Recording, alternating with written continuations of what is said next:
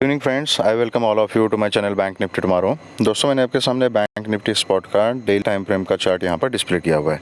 I am certified in equity and derivatives. तो चलिए बात करते हैं कि ये चार्ट हमें क्या बता रहा है। ठीक है, बेसिकली मुझे एक चीज़ समझ में नहीं आ रही है, मतलब सभी जो रिटेल ट्रेडर्स है, स्पेशली दी बायर्स, पिछले 1-1.5 महीने से बिल्कुल कन्फ्यूजन में चल रहे हैं। और अभी ये 15-20 दिन का अगर आप यहाँ पे परफॉर्मेंस देखो या तो पिछले 10-12 दिन का देखोगे, तो यहाँ पर समझ में नहीं आता कि ये बैंक निफ्टी एक्चुअली कर क्या रहा है। इसने या तो हथौड़ों की दुकान खोल के रखी है, ठीक है, एक दिन सीधा हथौड़ा, एक दिन उल्टा हथौड़ा, पता नहीं क्या चल रहा है यहाँ पर। मतलब एक डायरेक्शन कुछ भी फिक्स नहीं है। एक अगर नीचे के लेवल पे अगर जा रही है बैंक निफ्टी, तो वहाँ से बाइंग प्रेशर आ रहा है, या तो डोजी बन रही है या तो हैमर बन रहा है। ये सीधा हैमर बन गया। अगर ऊपर के लेवल पे ब्रेकआउट करने की कोशिश कर रही है, तो वहाँ से उल्टा हैमर बन रहा है, एक सीधा हैमर एक उल्टा हैमर, बस यही चल रहा है, बस हथौड़ों की दुकान खोल रखी है। ठीक है। तो बेसिकली इससे क्या समझ में आ रहा है कि एक रेंज बनी है, ठीक है, दैट इज़ 38,630 यहाँ से लेके 40,200 तक की। ठीक है, इस रेंज के बीच में ही ऊपर नीचे कुछ ना कुछ चल रहा है। परसों जब हमने सैटरडे के दिन डिस्कशन किया था ट्रेंड के बारे में, तो हमने क्या डिस्कशन किया था कि यहाँ से पॉसिबिलिटीज़ यही हो सकती है कि एक स्विंग हो गई, यहाँ से पैटर्न चेंज करना है तो इसके ऊपर इस टाइप का कुछ पैटर्न बैंक निफ्टी को बनाना पड़ेगा, या तो नीचे जाना है तो नीचे का इंपल्स यहाँ पे कंटिन्यू करना पड़ेगा।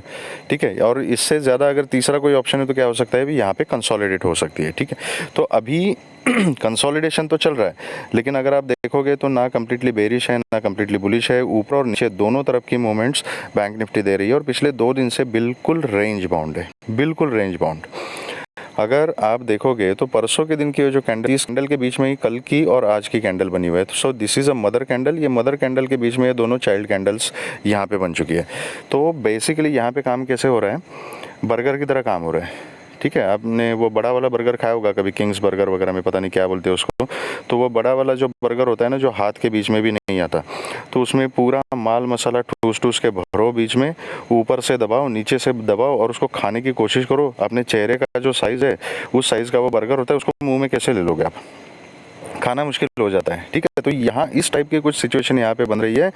बीच में हम माल पूरा ठूस रहे हैं, ठीक है, पुट ले रहे हैं, कॉल ले रहे हैं, कोई फ्यूचर को बाय कर रहा है, कोई फ्यूचर को शॉर्ट कर रहा है, कोई हेजिंग कर रहा है, सेलिंग कर रहा है, पता नहीं लोग क्या क्या कर रहे हैं, बस इस रेंज के बीच में। ठीक है, और बस ये इसका एक बड़ा वाला बर्गर बन चुका है। जब ऊपर जाता है तो ऊपर से दबा दो, माल जब बढ़ता है ना तो ऊपर से दबा दो, फिर नीचे की तरफ से माल निकलना शुरू हो जाता है, फिर नीचे से फिर प्रेशर लगा दो, बस यही हो रहा है। तो हमारे पास ऑप्शंस क्या है, तो हमारे पास ऑप्शन ये है कि या तो बोल दो भाई मैं डाइट पे हूँ, बर्गर मेरी सेहत के लिए अच्छा नहीं है, और इतना बड़ा बर्गर तो बिल्कुल नहीं है, ठीक है, तो मैं नहीं खाऊंगा। That is one option, avoid करो, that is the best option. Second option है कि अगर इस बर्गर को खाना है तो कैसे खाएं, जिस तरीके से बना हुआ है वैसे ही माल ठूस ठूस के अगर मुंह में ठूसने की कोशिश की तो कुछ नहीं मिलेगा हाथ में, मुंह के अंदर तो कुछ नहीं जाएगा, पूरा नीचे गिर जाएगा, खराब हो जाएगा। तो इस बर्गर को खाना कैसे है, तो उसको कैसे खाना है उसका भी तरीका होता है, वो हम 15 मिनट के चार्ट के ऊपर हम डिस्कस करेंगे। ठीक है, तो मैं ले चलता हूँ 50 मिनट्स के टाइम फ्रेम के ऊपर। अपना बर्गर अगर खाना है तो सेकंड ऑप्शन हमारे पास यही है कि इतना बड़े साइज़ का तो हमारे मुंह के अंदर जाएगा नहीं, तो उसको थोड़ा ऊपर से खा लो, थोड़ा नीचे से खा लो, छोटे छोटे निवाले बनाओ उसके, बिट्स एंड पीसेस में थोड़ा ब्रेड खाओ, थोड़ा मसाला खाओ, सब्जी खाओ, सलाद खाओ, ऐसे करते करते करते हम इस बर्गर को खा सकते हैं। ठीक है, तो अभी कल एक्सपायरी करने सबसे इम्पॉर्टेंट चीज़ है कि कल का दिन जो है दैट इज़ मंथली एक्सपायरी। तो मंथली एक्सपायरी है, सोच समझ के काम करना। एक तो पोजीशन साइजिंग कम रखिएगा अपना, and don't get trapped anywhere.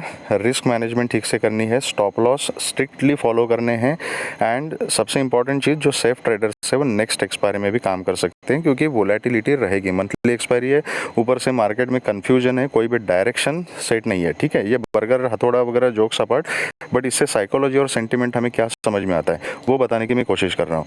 तो इससे मार्केट सेंटिमेंट, मार्केट साइकोलॉजी के बारे में हमें एक इम्पॉर्टेंट पॉइंट समझ में आता है कि बायर्स और सेलर्स दोनों के बीच में कॉन्फिडेंस नहीं है, इसलिए रेंज में कैसे घूम रही है और क्यों नहीं है। That is very important to understand कि क्यों नहीं है कॉन्फिडेंस।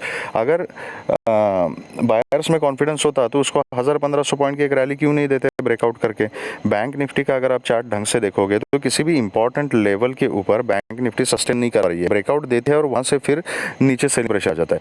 ओके, बट सेलर्स भी इतने कॉन्फिडेंट नहीं है कि 1000-1500 की रैली नीचे की तरफ दे दे और डाउन ट्रेंड कंटिन्यू करें। नहीं हो रहा है।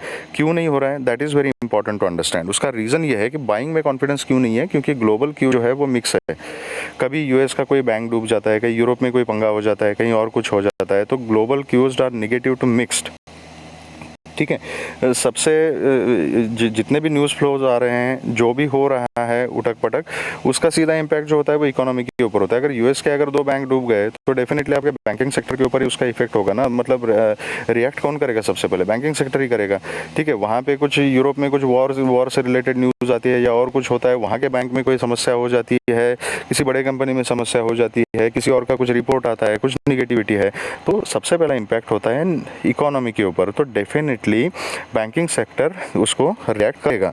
तो दैट इज़ द रीज़न कि बायर्स यहाँ पे कॉन्फिडेंटली बाइंग की पोजीशन नहीं बना रहे हैं, क्योंकि आपने बाइंग की पोजीशन बनाई, ऊपर लेके गए, पता नहीं कौन सी नेगेटिव न्यूज़ आ जाए, दूसरे दिन मार्केट नीचे मिल जाए, तो कॉन्फिडेंस नहीं आ रहा है। अब सेलर्स की बात, मार्केट ऐसे मोड पे खड़ी है कि जहाँ से कुछ भी हो सकता है। मैंने डेली टाइम फ्रेम के ऊपर आपको दिखाया, तो एक पैटर्न अभी तक मार्केट ने पकड़ा नहीं है। अगर सेलिंग भी आपको कॉन्फिडेंटली करनी है तो आप कौन से बेसिस पे करोगे? आपने दबा के पोजीशंस ले ली सेल करके, और दूसरे दिन अगर मार्केट के ऊपर उठ लिया, कुछ पॉजिटिव न्यूज़ आ गई और मार्केट 1000-1500 पॉइंट ऊपर गई, तो आपको सेलिंग में कॉन्फिडेंस आएगा? नहीं आएगा।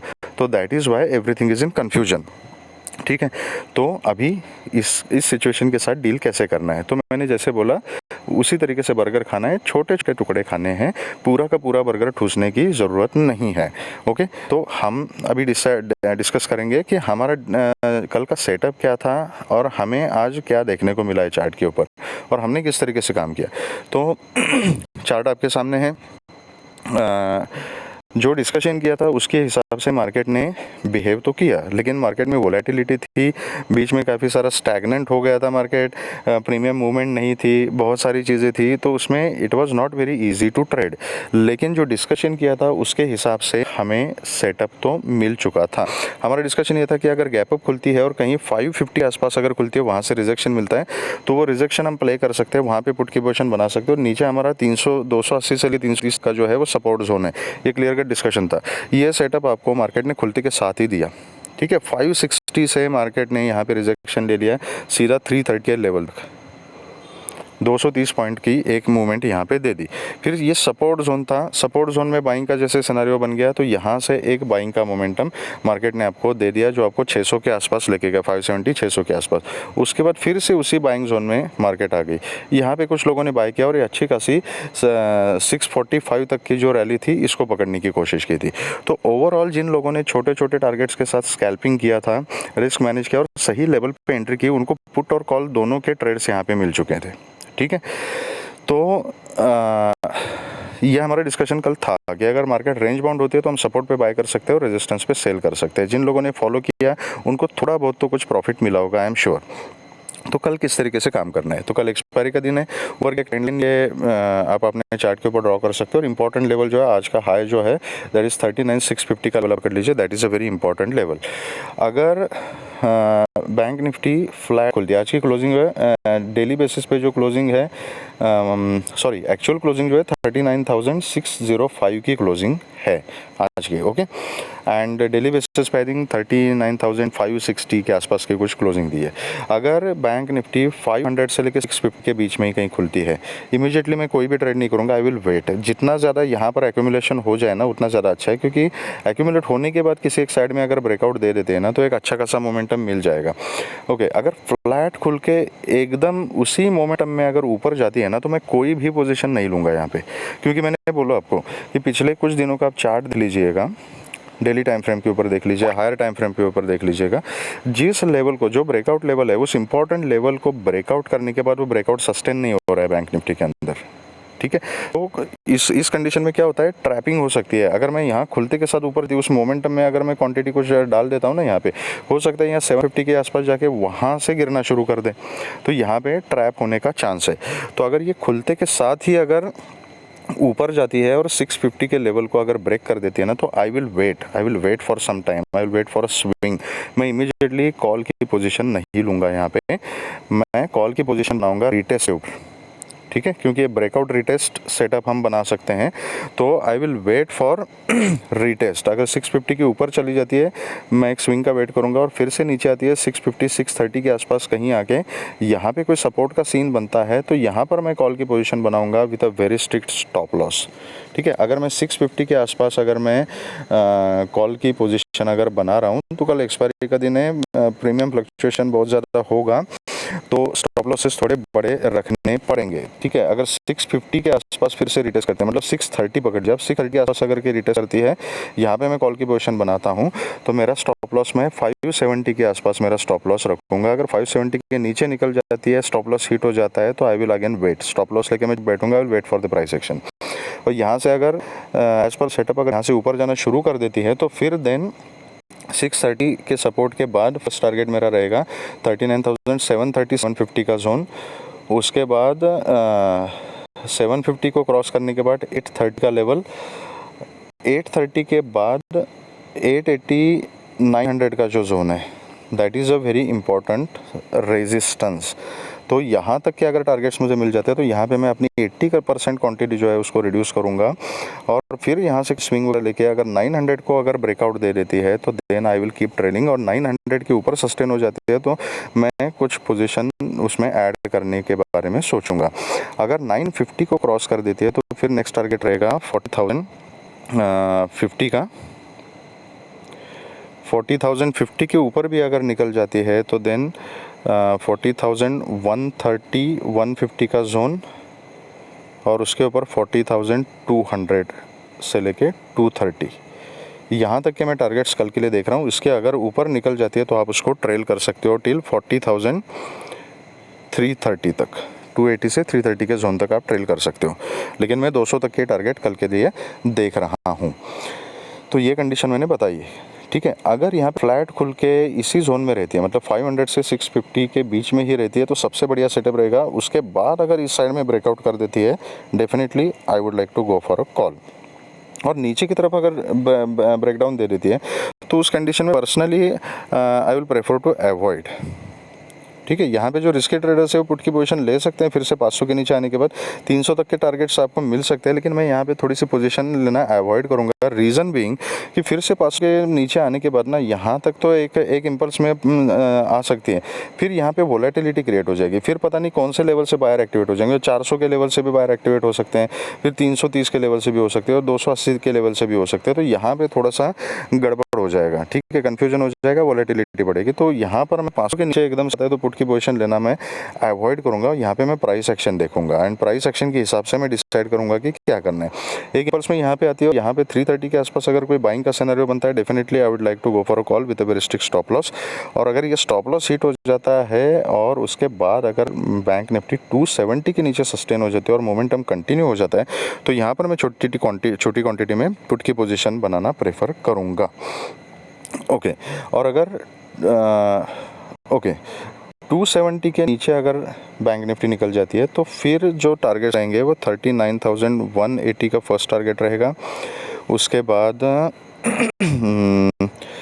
130 का सेकंड टारगेट रहेगा, देन 39,030 से लेके 50 का जो जोन है वो थर्ड टारगेट रहेगा। उसके नीचे फिर 38,900 तक पोजीशन में टिल करना प्रेफर करूंगा। 900 के नीचे फिर 830 तक भी ये प्राइस जा सकता है अगर 270 के नीचे अगर सस्टेन हो गया और सेलिंग प्रेशर आ गया तो। ओके, अगर गैप डाउन खुलती है बैंक निफ्टी और गैप डाउन सॉरी एक चीज़ मैं बताना भूल गया, अगर यहाँ से सपोर्ट लेती है, सपोर्ट में अगर आप कॉल की पोजीशन आते हो ना तो फिर फर्स्ट टारगेट 39,500 और उसके बाद आज के हाई तक के टारगेट्स रहेंगे। इसके ऊपर फिर मैं आगे बाकी के टारगेट्स के लिए ट्रेल करूँगा। ओके, अगर गैप डाउन खुलती है और गैप डाउन के 300 के आसपास ही खुलती है तो I will wait for the price action. यहाँ पे अगर कुछ इमीडिएटली मैं कोई भी ट्रेड नहीं लूँगा। गैप अप और गैप डाउन के केस में इमीडिएटली मैं कोई भी ट्रेड नहीं लूँगा। इनफैक्ट गैप अप और गैप डाउन के केस में, खास करके गैप डाउन के केस में ना पर्सनली मेरा व्यू ये है कि फिर से अगेन सप्लाई जोन के आसपास अगर कहीं खुलती है ना तो यहाँ पे मेरे ख्याल से वोलेटिलिटी फिर से क्रिएट हो सकती है, because it is again in this range. ठीक है। तो यहाँ पे वोलेटिलिटी रहेगी और फिर प्रॉबेबली सेकंड हाफ में मतलब 12:30-1 बजे के बाद किसी एक साइड में मोमेंटम यहाँ पे मिल सकता है। तो देन जब तक ये डायरेक्शन क्लियर नहीं होता तब तक मैं गैप डाउन के केस में ट्रेड लेना प्रेफर नहीं करूँगा। I will wait for the price action, और जिस साइड में फिर प्राइस एक्शन बनेगा उस साइड में मैं ट्रेड लेना प्रेफर करूँगा। अगर गैप अप खुलती है, ठीक है, गैप अप के केस में मतलब अगर आज के हाई के ऊपर 650 के ऊपर अगर कहीं 750, 800, 900 के आसपास अगर खुलती है तो again we will have to wait, क्योंकि ये बहुत ही ट्रिकी सिनेरियो होगा गैप अप और गैप डाउन। खैर गैप डाउन के केस में इट इज़ कंपैरेटिवली इजी, क्योंकि अगर नीचे गैप डाउन खुलती है यहीं कंसोलिडेट करती है, ऊपर जाने से अगर मतलब इतना बाइंग प्रेशर अगर नहीं बनता है यहाँ पे, तो एक चीज़ तो क्लियर हो जाएगी कि चार्ट वीक हो रहा है। ठीक है, आप बैंकिंग के कंपोनेंट्स देख सकते हो, इंडेक्स के कंपोनेंट देख सकते हो, जनरल मार्केट का बिहेवियर आप देख सकते हो, उससे आइडिया आ सकता है कि मार्केट वीक है या स्ट्रांग होने वाली है। और यहाँ पर अगर वीकनेस रही है और नीचे भी इसको ब्रेक डाउन कर देती है तो फिर आप कम्प्लीटली की पोजीशन में बैठ सकते हो with a very strict stop loss और नीचे के टारगेट्स पकड़ सकते हैं। लेकिन जब गैप अप होगा ना, तो गैप अप के सिचुएशन में it will be very tricky. अगर सपोज 800, 900 वगैरह के आसपास अगर खुलता है, क्योंकि ऊपर के जो लेवल्स है ना 650 के ऊपर हर 100, 130 पॉइंट्स के ऊपर एक रेजिस्टेंस है। तो इस रेजिस्टेंस के आसपास जब मार्केट खुलेगी तो हमें पता नहीं, होने के लिए ये भी हो सकता है कि यहाँ से गैप अप हुए और बायर्स फिर से एक्टिवेट होकर और 100, 500, 600 पॉइंट ऊपर की तरफ लेके जाएं। मार्केट है, कुछ भी पॉसिबल है, इट इज़ हाईली पॉसिबल, लेकिन उसके लिए हमें वेट करना पड़ेगा, प्राइस एक्शन को देखना पड़ेगा। और या तो ये भी हो सकता है कि यहाँ से प्रॉफिट बुकिंग, जो लोग कॉल की पोजीशन अगर लेके गए हैं तो वो प्रॉफिट बुकिंग करके यहाँ से फिर से मार्केट नीचे आ जाए, आज के लो तक मिले हमें, दैट इज़ ऑल्सो पॉसिबल। तो this is a very tricky scenario. तो यहाँ मैं प्राइस एक्शन देखूंगा, अगर कहीं 750, 800, 900 यहाँ किसी इंपॉर्टेंट लेवल के आसपास अगर खुलती है और वहाँ पर अगर एक कंफर्म कोई रिजेक्शन मिलता है, अगर सेलिंग प्रेशर दिखाई देता है, प्रॉफिट बुकिंग का कोई सिनेरियो बनता है, तो मैं छोटी क्वांटिटी में वहाँ पे पुट की पोजीशन ले लूँगा with a very strict stop loss. जिस लेवल मतलब जो भी साइकोलॉजिकल लेवल होगा, 800 है, 900 है, 750 है, कुछ भी लेवल है, उस लेवल के ऊपर इंडेक्स में मेरा 40 पॉइंट्स का स्टॉप लॉस मैं मेंटेन करूंगा और एक पुट की पोजीशन ले लूँगा। और अगर वो स्टॉप लॉस हिट हो जाता है तो I will convert my position to call और ऊपर के टारगेट्स के लिए बैठ जाऊंगा। और अगर स्टॉप लॉस हिट नहीं हो जाता है तो नीचे जहां तक प्राइस आ जाएगी वहां तक मैं ट्रेल करूंगा। इनिशियल टारगेट्स आज के हाई तक के, उसके बाद आज के क्लोजिंग तक के रहेंगे 600 तक के, देन 500, उसके नीचे मैं कंटिन्यूस उसको ट्रेल करते हुए जाऊँगा। तो ये रहा हमारा सेटअप बैंक निफ्टी के लिए। तो अभी देखते हैं कि निफ्टी में हमने बर्गर को किस तरीके से खाना है। निफ्टी में हालांकि बर्गर बना नहीं है, बर्गर तो बैंक निफ्टी नहीं बनाया था। मैं आपको निफ्टी का भी डेली टाइम फ्रेम का चार्ट दिखा देता हूं, क्योंकि आज का पूरा दिन अगर आप देखोगे ना तो निफ्टी और बैंक निफ्टी थोड़ा सा अपोजिट साइड में चल रहे थे। ठीक है, बैंक निफ्टी में आपने देखा है आज भी एक हैमर टाइप कैंडल बनाई है, लेकिन निफ्टी में ऐसा नहीं है। निफ्टी में अगर आप देखोगे तो निफ्टी में this is a bearish candle, Nifty का चार्ट कंपैरेटिवली ज़्यादा वीक है। लेकिन पिछले 3 दिन से जो लो है ना 16,920 का जो जोन है, 900, 920 का zone, that is a support since last 3 days. इस सपोर्ट को निफ्टी ने ब्रेक नहीं किया हुआ है। ये 900 से लेके 17,000 एंड 17,100 इसी के बीच में निफ्टी घूम रहा है। ठीक है, तो इसको अभी ट्रेड किस तरीके से करना है कल के लिए। ओके, तो ये निफ्टी के चार्ट में भी एक ट्रेंड लाइन यहाँ पे मैंने मार्क करके रखी है। एनालिसिस को बिल्कुल सिंपल रखेंगे, कोई कॉम्प्लिकेटेड सेटअप नहीं है, बहुत ही सिंपल है। अगर निफ्टी इसी जोन में खुलती है, मतलब 16,900 से लेके 17,000, इस 100 पॉइंट के बीच में ही कहीं खुलती है। ठीक है, बिल्कुल फ्लैट। आज की क्लोजिंग कहाँ पर है? 16,956 के आसपास क्लोजिंग है। अगर फ्लैट खुलती है तो कुछ नहीं करना है, वेट करना है कि किसी एक डायरेक्शन में पहले निकल जाए, कहीं ना कहीं तो जाएगी। ठीक है, तो अगर नीचे आती है तो 16,900 के आसपास देखना है कि यहाँ पर निफ्टी क्या कर रही है। यहाँ पर अगर एक सपोर्ट का सीन बनता है, मैं यहाँ पर इमीडिएटली कोई ट्रेड नहीं लूँगा। टू बी ऑनेस्ट, मैं इस रेंज में बिल्कुल ट्रेड लेना पसंद नहीं करता हूँ, क्योंकि यहाँ इस रेंज में ये वोलेटिलिटी रहेगी, ऊपर नीचे गोते खाता रहेगा मार्केट, क्लैरिटी नहीं आएगी, ट्रैपिंग हो सकती है। तो इस रेंज में मैं अवॉइड करूँगा। अगर मुझे पुट का ट्रेड यहाँ पे लेना है, फ्लैट खुल के नीचे आ जाए या थोड़ा सा नीचे खुल के यहाँ पे कुछ कंसोलिडेट करें एंड देन 900 के लेवल को ब्रेक करें, 900 के नीचे 5 मिनट्स के कैंडल का क्लोजिंग मिले एंड उसका फॉलोअप आ जाए, तो मैं छोटी क्वांटिटी में एक पुट की पोजीशन बनाऊँगा। मेरा जो स्टॉप लॉस रहेगा वो 920 का स्टॉप लॉस रहेगा, ठीक है। 16,920 का स्टॉप लॉस मेरा रहेगा अगर 900 के नीचे मैं पोजीशन बनाता हूँ पुट की तो। और फिर उसके बाद नीचे के जो मेरे टारगेट्स रहेंगे वो 16,850 840 का zone will be first target, then 16,800 और उसके नीचे फिर 16,770 एंड 750 तक के टारगेट्स मेरे नीचे रहेंगे। उसके भी अगर नीचे निकल जाती है तो मैं उसको ट्रेल करूँगा, ओके। अगर फ्लैट खुल के ऊपर जाती है तो वेट करना है कि 70,000 के आसपास निफ्टी क्या कर रही है। 17,000 एंड ये जो एक ट्रेंड लाइन है ना, this is also very important, क्योंकि पिछले 2-3 दिन से इस ट्रेंड लाइन की निफ्टी ने रिस्पेक्ट की है।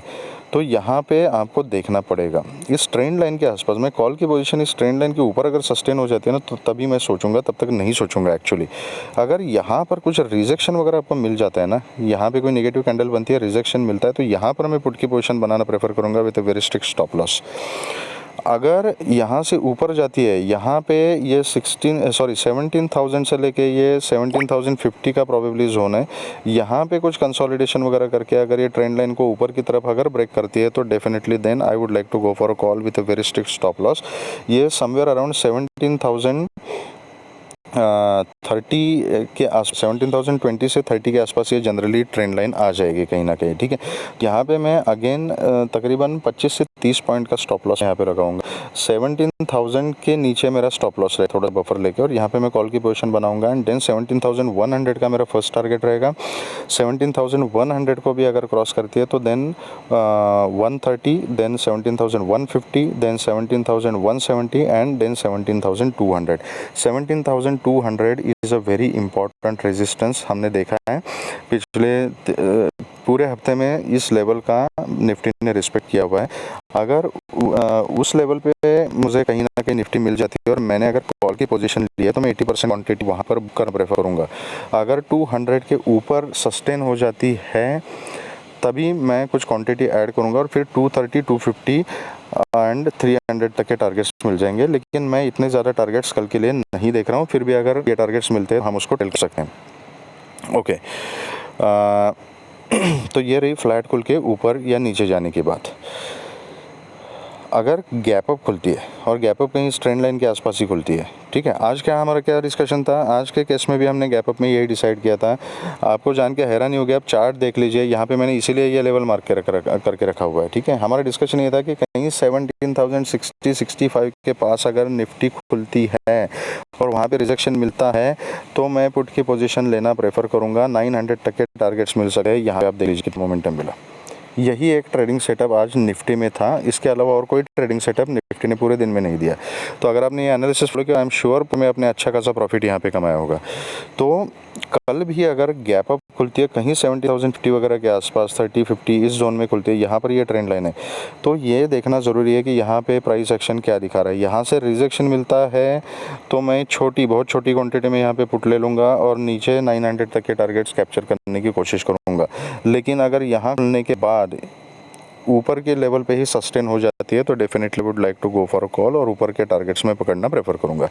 बहुत ही ज़्यादा गैप अप ओपन हो जाती है कहीं 17,100, 17,130, 150 वगैरह, तो इस लेवल के आसपास या 17,200 इतनी पॉसिबिलिटी नहीं लगती, लेकिन फिर भी होने के लिए मार्केट में कुछ भी हो सकता है। तो जितना ज़्यादा गैप अप ओपन हो जाएगी तो मैं वेट करूंगा प्राइस एक्शन के लिए। जैसे मैंने बैंक निफ्टी में आपको बताया था, I will wait for the price action, और जिस टाइप की स्विंग बनेगी, जिस टाइप का पैटर्न बनेगा, जिस टाइप का प्राइस एक्शन बनेगा, accordingly I would like to trade, ठीक है। गैप डाउन के सिचुएशन में अब गैप डाउन होने के लिए बचा क्या है, मेन सपोर्ट तो 16,900 का ही है। अगर इसके भी नीचे अगर कहीं गैप डाउन खुल जाती है 850 तक, ठीक है, तो 850 तक खुलने के बाद भी मैं थोड़ा सा प्राइस एक्शन ही देखूंगा। अगर 850, 860, 70 के आसपास कहीं सपोर्ट लेती है, वैसा कुछ सिनारियो बन जाता है, I will wait for a swing. मैं इमीडिएटली ट्रेड में नहीं घुसूंगा, जिस टाइप का प्राइस एक्शन बनेगा, पैटर्न बनेगा, अकॉर्डिंगली आई विल ट्रेड। अगर 850 के नीचे भी अगर खुलती है तो फिर आई विल बी लिटिल बेश उसमें, देन आई विल सी कि स्विंग में रिजेक्शन कहाँ पे ले रही है निफ्टी, और अगर 850 830 इस लेवल पे के आसपास खुल के अगर फिर से ऊपर आती है 900 920 के आसपास अगर रिजेक्शन लेते हैं तो उस केस में I would like to go for a put with a very strict stop loss. अगर 900 के आसपास मैं पुट की पोजीशन बनाता हूँ तो 920 तक का मेरा स्टॉप लॉस रहेगा, और नीचे के टारगेट जो है वो फिर 850 800 750 जैसे मैंने बताया वो मैं यहाँ पे कवर करने की कोशिश करूँगा। लेकिन अगर 800 850 के आसपास खुलती है यहाँ से मैं वेट करूँगा रिजेक्शन के लिए, लेकिन यहाँ रिजेक्शन नहीं रहती है, 900 को क्रॉस करके फिर से इसी जोन में आती है तो देन आई विल वेट। तो फिर मैं पैटर्न के लिए वेट करूंगा, और कंटिन्यूस अगर 900 के ऊपर सस्टेन हो जाती है तो प्राइस एक्शन अगर वैसे जस्टिफाई करता है तो then I will go for a call with a very strict stop loss. ऊपर के टारगेट्स फिर मेरे सेम रहेंगे। तो ये रहा हमारा setup Nifty and bank Nifty में। अगर आपको ये वीडियो पसंद आया तो इसे like button, subscribe the channel and comment section में आप मुझे बताना कि आपको वीडियोस कैसे लगते हैं, डज़ इट हेल्प यू और नॉट, और आपके कोई अगर सजेशंस है, कोई रिक्वायरमेंट्स है तो आप मुझे बताइएगा, मैं डेफिनेटली आपको हेल्प करने की कोशिश करूँगा। Thank you very much friends and all the very best.